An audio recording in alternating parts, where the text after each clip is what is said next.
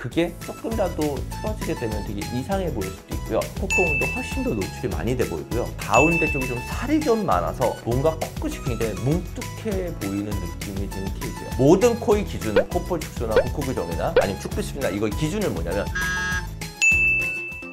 안녕하세요. 성형외과 전문의 이서환입니다. 오늘은 복코에 대해서 한번 알아보려고 해요. 실제로 상담을 왔었을 때도 한국 분들한테 절대 다수를 차지하고 있는 거고요. 복코라고 하는 건 누가 봐도요, 코가 좀 넓다는 느낌이 들잖아요. 정확하게 말하면 코끝에가 넓은 거예요. 콧볼이 넓은 게 아니라 코끝에가 좀 더 넓은 거를 얘기를 하는데, 이 넓은 게 두 가지가 있어요. 연골 자체가 원래 연골이 이렇게 모아서 이렇게 올라가 줘야 되거든요. 이렇게. 그게 이렇게 퍼져 있는 사람들이 있어요. 넓게. 그런 사람들은 연골 자체가 이렇게 퍼져 있기 때문에 코가 되게 넓어 보여요. 대신에 이분도 이제 피부 자체가 두껍지는 않고요. 두 번째는 오히려 연골은 별로 넓지가 않은데 위에 살이 많아서 곳곳에 넓어 보이는 사람들이 있고요. 둘 다 있는 사람들이 있어요. 연골도 퍼져 있고 살도 많은 사람. 실제로 전후 사진을 보면서 어떻게 변화가 되는지 한번 설명을 해드리도록 할게요. 사진을 보시면 이분은 사실은 굉장히 어려운 복코에 속해요. 자세히 보시면 아시겠지만 콧구멍은 원래 우리가 밑에서 봤었을 때요, 약간 모여져 있는 11자 형태를 갖고 있어요.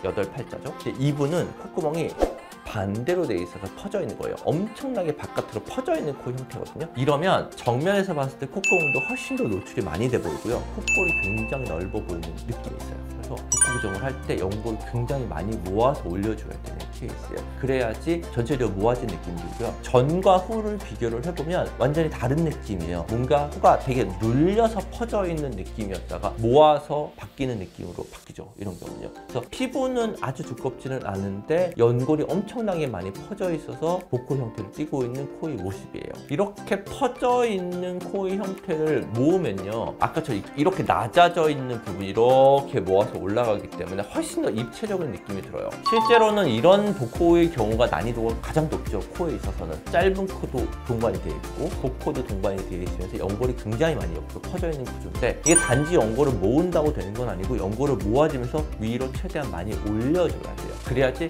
코끝이 샤프하게 올라가면서 훨씬 더 본인의 얼굴에 맞는 코 형태가 되죠. 수술이 아주 어려운 케이스지만 수술 결과가 좋으면 굉장히 보람 있는 케이스예요. 두 번째 케이스는 좀 다른데요. 이분은 이제 가운데 쪽이 좀 살이 좀 많아서 뭔가 코끝이 굉장히 뭉툭해 보이는 느낌이 드는 케이스예요. 이 경우는 코 안쪽에 있는 지방들을 제거를 하고요. 그 다음에 퍼져 있는 연골도 모아주면서 수술을 해줘야 돼요. 사실은 복코가 정면에서는 티가 되게 많이 나도 측면에서는 많이 티 안 나거든요. 근데 이분을 45도에서 봤었을 때도 복코 티가 되게 많이 날 정도로 되게 심한 복코예요. 살이 많다는 거죠. 수술 후 사진을 보면은 뭔가 코가 동글동글한 느낌보다는 전체적으로 삼각형으로 샤프하게 올라간 느낌이 있어서 본인 얼굴이랑 훨씬 잘 맞죠. 이런 부분을 개선시키면 본인의 다른 피부와 코끝이 맞아떨어지면서 훨씬 더 보기 좋은 얼굴형이 돼요. 훨씬 더 여성스럽기도 하고요. 그러면 이제 복코 성형의 궁금증에 대해서 한번 알아볼게요. 사실이에요.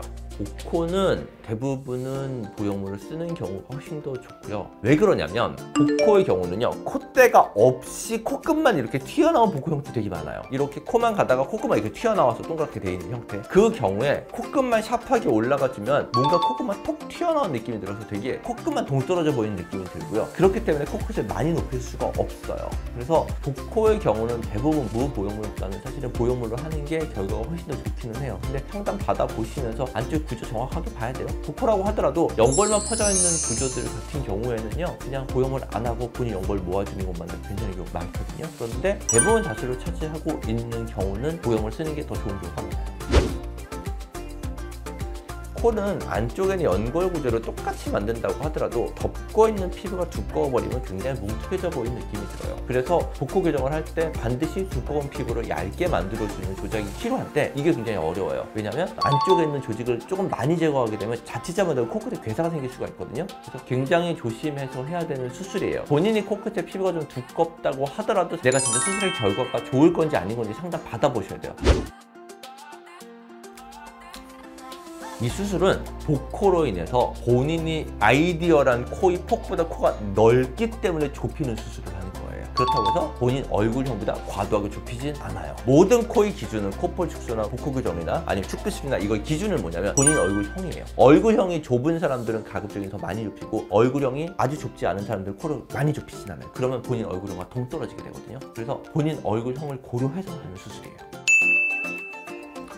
오늘은 복코 수술에 대해서 알아봤고요. 복코 수술 꽤 어려운 수술이에요. 왜냐하면 아까 말씀드렸던 것처럼 안쪽에 지방 제거를 하고 연골을 효과적으로 모아서 올려줘야 되는데 그게 조금이라도 틀어지게 되면 되게 이상해 보일 수도 있고요.